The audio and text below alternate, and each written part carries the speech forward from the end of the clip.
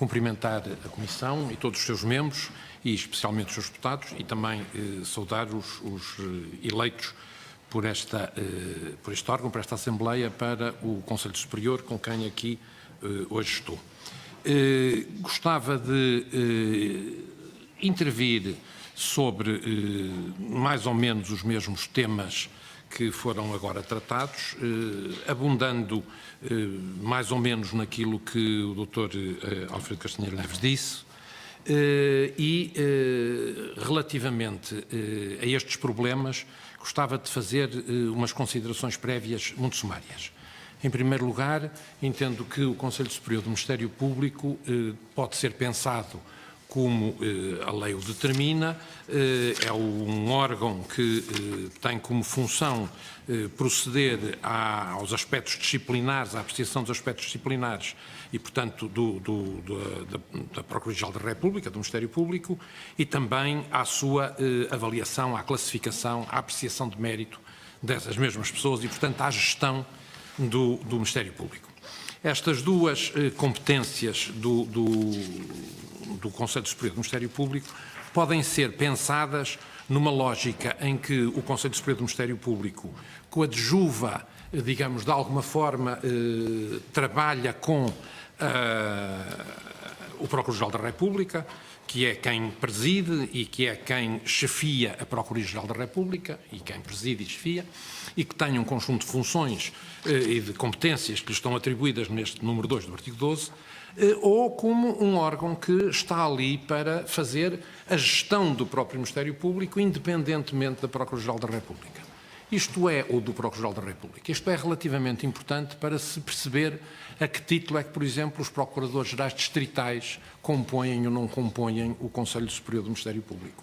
Porque eles são designados para uma função e essa função é absolutamente essencial para que o Procurador-Geral da República, para quem dirige a Procuradoria-Geral da República, possa, na parte essencial do Ministério Público, nomeadamente em matéria de penal e processo penal, possa desenvolver a sua atividade adequadamente. E, portanto, é preciso perceber que função verdadeiramente se quer que essas pessoas, que são os procuradores distritais, desempenhem ali. São apenas um igual aos outros que participa e vota naqueles termos, sendo que aquilo há uma composição por inerência, eles pertencem àquilo porque são essas coisas, porque são eleitos procuradores distritais, ou não. E isto é muito importante, porque estas competências do Conselho Superior do Ministério Público, que são, portanto, a competência disciplinar e a de gestão de quadros do Ministério Público, têm que ser apreciada do ponto de vista dos resultados.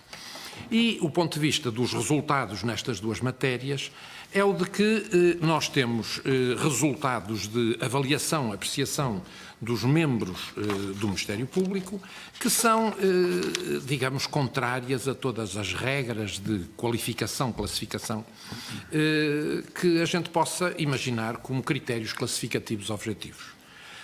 Nós temos aqui relatórios anuais, relatórios síntese que o Conselho Superior do Ministério Público vai elaborando e publicando, e se nós virmos dos anos 2012 a 2016, nós temos que houve 255 avaliações com muito bom, 274 avaliações com bom com distinção, 188 com bom, 43 com suficiente e 14 com medíocre.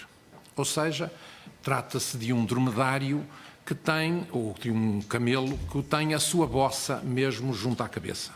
E, portanto, o pescoço já está todo ele fora da qualidade disto. Ou seja, nós temos critérios de classificação que pressupõem que, para se ter uma classificação de mérito e de mérito elevado, se esteja acima da média.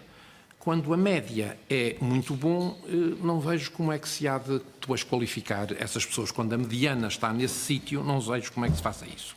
Isto é, aquilo que se verifica é que com esta composição que existe, o Ministério Público faz uma autoavaliação. E são os próprios que fazem a apreciação do seu mérito, são os próprios que fazem os processos de classificativos, que depois vêm ao Ministério Público para serem, vêm ao Conselho Superior para serem aqui validados finalmente, para haver uma deliberação sobre eles, mas as classificações são feitas dentro do próprio Ministério Público. E não só isto é assim, como os próprios processos disciplinares também são elaborados nesse mesmo âmbito pelo próprio Ministério Público. Ou seja, há uma espécie de, digamos, autofagia ou endogamia que faz com que não haja de uma intervenção exterior efetiva nesta avaliação e, portanto, eles avaliam-se uns aos outros e, avaliando-se uns aos outros, têm tendência normal a avaliarem-se bem e a não prejudicarem os outros, atribuindo-lhes uma classificação inferior. E isso leva àquilo que aqui foi referido, pelos meus dois anteriores colegas membros do Conselho também, que muitas vezes as pessoas recorrem quando, na verdade, têm bom com distinção e, portanto, eu diria, têm 17 de classificação, mas recorrem para ter 18, 19 ou 20. Transpondo isto para uma classificação numérica de 1 a 20.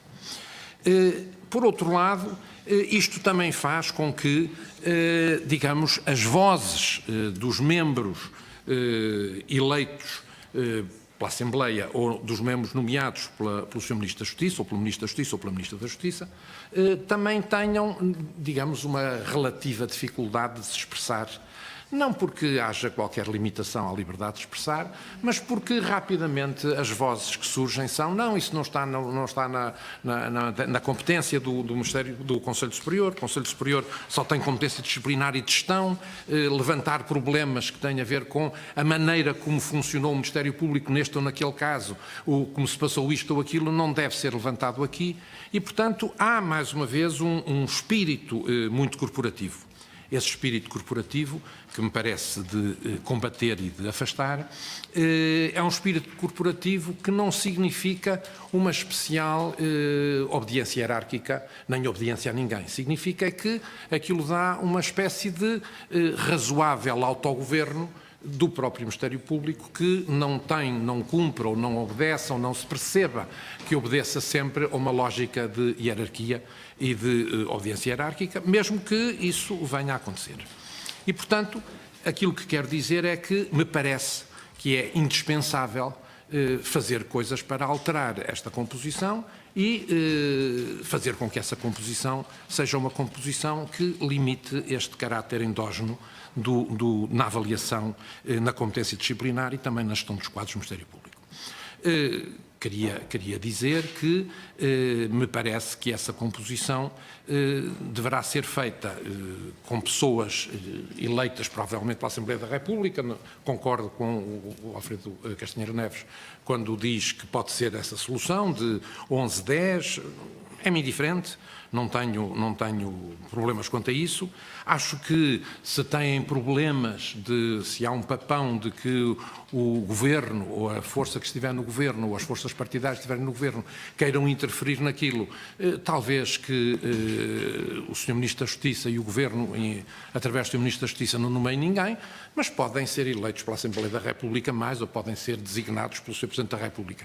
Também não acho uma coisa boa que o Sr. Presidente da República nomeie para lá pessoas, porque acho que o Ministério Público pertence ao Executivo, isso é inequívoco, e não só pertence ao Executivo, como ele é nomeado. O Procurador-Geral da República é nomeado pelos dois órgãos e os dois membros do Executivo, isto é, o Primeiro-Ministro e o Presidente da República, e a sua legitimidade democrática vem da legitimidade democrática daqueles que o escolhem e, portanto, o nomeiam. Um propondo e o outro escolhendo dentro dos três. Queria dizer que defendo, portanto, esta alteração. Não tenho as preocupações que o Manuel Jorge da Fonseca Magalhães e Silva expressou, quanto, acho que sim, acho que muitas vezes estraga uma boa solução fazendo-a de uma maneira que seja totalmente desajeitada. Há muito conteúdo que uma forma não sustenta. E, portanto, se a maneira como isto for feito não for uma maneira adequada, sensata, explicada, etc., obviamente que poderá estragar a própria solução. Mas acho que essa solução já existe no Conselho Superior da Magistratura e não vejo razão nenhuma para que não possa existir aqui. Acho que por maioria de razão haveria regras ou razões para que o Conselho Superior da Magistratura tivesse mais juízes do que, não acho também que existam razões suficientes para que assim seja, mas, portanto, defendo completamente, numa lógica de separação de poderes, que o Conselho Superior do Ministério Público, que é, no fundo, a quem cabe primordialmente a aplicação do direito constitucional ordinário, isto é, dos direitos fundamentais e do respeito pelos direitos fundamentais, porque se trata dos dois valores essenciais que, digamos, em que assenta toda a nossa ordem constitucional, o direito à liberdade e o direito à propriedade, e o processo penal tem como função pôr em causa, digamos, esse direito à liberdade e o direito à propriedade, nomeadamente quando nós temos o processo penal e o processo penal fiscal, que tem como função exatamente, digamos, retirar coisas que são das pessoas, lícita ou ilicitamente, e quando é ilicitamente é normal que o retirem. Mas essa tutela desse direito da propriedade e do direito à liberdade são dependência essencial daquilo que faz o Ministério Público. E por isso, também no que diz respeito à composição, eu gostaria de levantar um problema com o qual me confrontei pessoalmente, que é o da função dos membros eleitos no Conselho Superior do Ministério Público. Eu fui já uma vez membro do Conselho Superior do Ministério Público antes desta, e nessa vez em que fui, não se pôs o problema de eu relatar quaisquer processos. Eu era membro e era, no fundo, membro, como são membros do Conselho Superior da Magistratura, os membros eleitos que renunciam à exclusividade ou à dedicação exclusiva àquela função, ou, portanto, renunciam a desempenharem aquela função e receberem pelaquela função.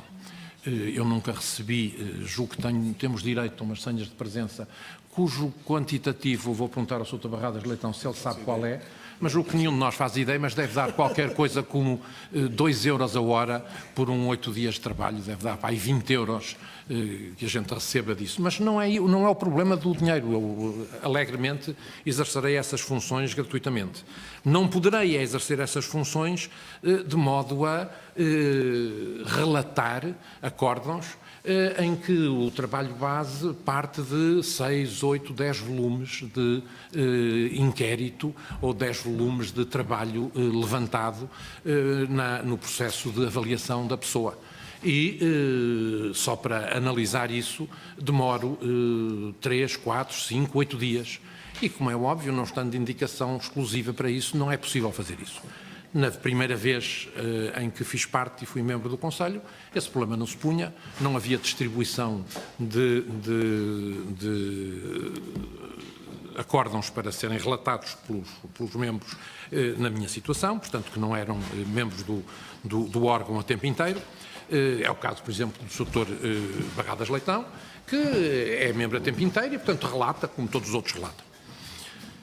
E, portanto, gostaria de levantar este problema para dizer que me parece indispensável que também no Conselho Superior do Ministério Público exista exatamente o mesmo regime, que eu julguei que era o que existia quando aceitei estas funções, que existe no Conselho Superior da Magistratura, isto é, se a pessoa renunciar ao vencimento, não quer vencimento, não quer estar em indicação exclusiva, também não tem que fazer as coisas para as quais não tem, obviamente, condições para fazer.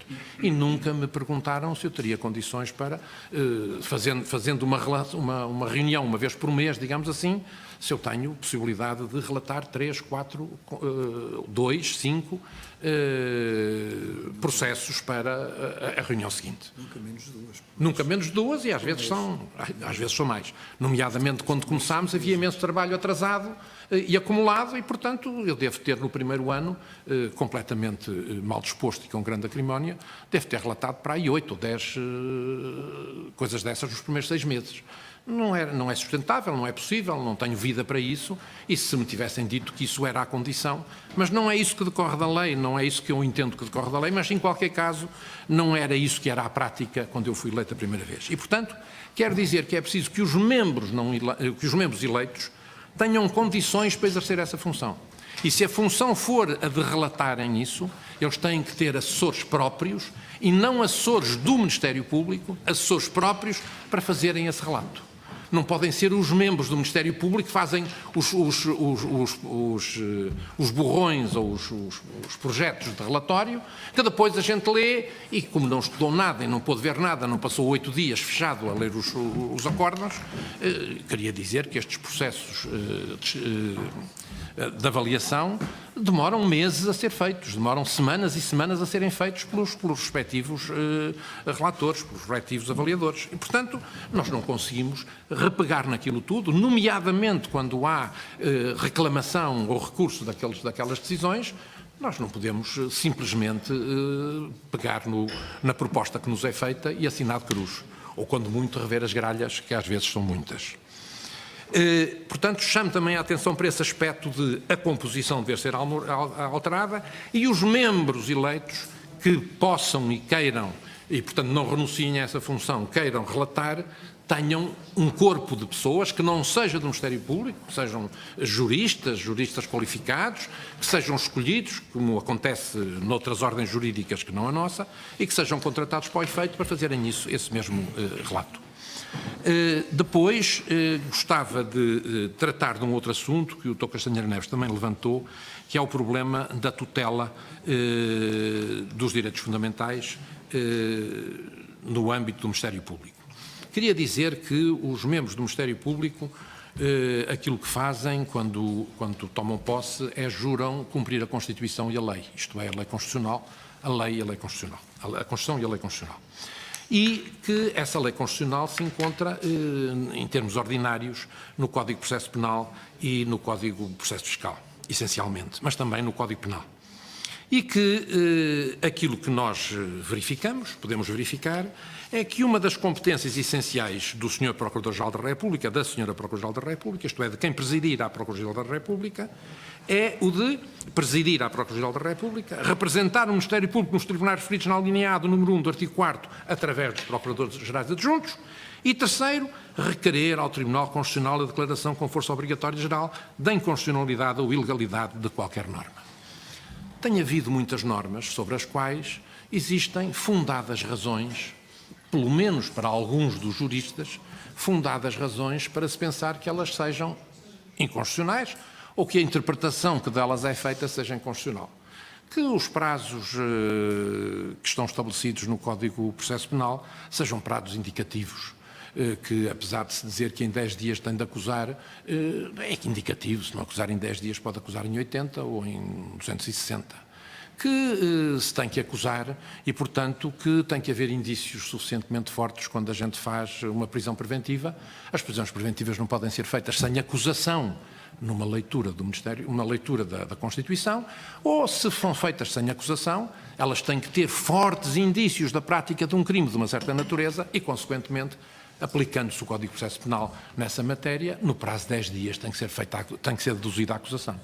Porquê é que isto é muito importante? Porque ser preso com acusação é uma garantia essencial e o Código de Processo Penal, o processo penal, assegurará todas as garantias de defesa, diz o artigo 32, nomeadamente é absolutamente indispensável que as pessoas sejam acusadas porque a alteração dos factos da acusação determina que a acusação não pode proceder naqueles termos e, portanto, é preciso começar ou recomeçar ou fazer um novo processo se a alteração de factos for uma alteração de factos relevante. E, portanto, isso impede que uma pessoa seja presa preventivamente acusado de homicídio, para depois ser investigada por burla, para depois ser investigada por furto, para depois ser investigada por envenenamento, para depois ser investigada por crime de desobediência, para depois ser investigada por outra coisa qualquer. Não pode. E, portanto, aquilo que quero dizer é que há um conjunto de normas no Código, na Constituição, que, no entender de alguns juristas, eu diria de muitos juristas, são normas cujo entendimento feito é inconstitucional. E, por isso, era bom que o Ministério Público, cabendo-lhe a ele este poder essencial das 3 competências do Procurador-Geral, esta é uma que lhe é atribuída a ele, especificamente, nem sequer ao Conselho, é a ele que lhe é atribuída, que ela não seja exercida de maneira a tornar claro qual é a ordem jurídica em que vivemos. Qual é o Estado de Direito em que vivemos. e isso é uma função essencial cometida à senhora Procuradora-Geral da República, que não é exercida, perguntando entre nós quantas vezes houve em que este poder tenha sido requerido, tenha sido exercido. Nenhum de nós se lembra de nenhuma vez em que isto tenha sido feito. Isto é, aquilo para que queria chamar a atenção é para a necessidade de se assegurar que o Ministério Público, digamos, desempenha essa função e que, para desempenhar essa função, se calhar não se chegue só ao Sr. Procurador-Geral da República, mas seja necessário que esse mesmo poder seja atribuído ao órgão, ao Conselho Superior do Ministério Público, que um número mínimo de membros possam requerer essa apreciação disto, ou que seja obrigatório requerer isso ao Ministério Público em geral e que haja necessidade de recurso sempre que haja dúvidas sobre esta constitucionalidade de uma qualquer norma. Finalmente, gostaria só de dizer que aquilo que me parece ser a questão central do Ministério Público é exatamente esta de definirmos com rigor a lei, o Estado de Direito em que devemos viver e aquilo que devemos pedir ao Ministério Público que faça, que é que seja competente dentro do estrito cumprimento dessa lei e que faça dessa lei uma leitura que seja uma leitura conforme à ordem constitucional em que vivemos.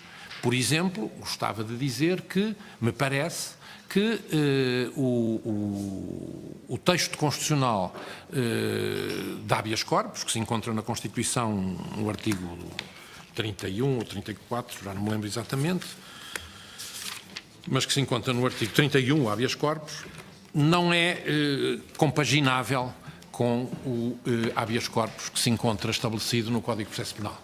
O habeas corpus se encontra estabelecido no Código de Processo Penal, vou apenas dizer isto porque isso é verdade e está escrito por muita gente,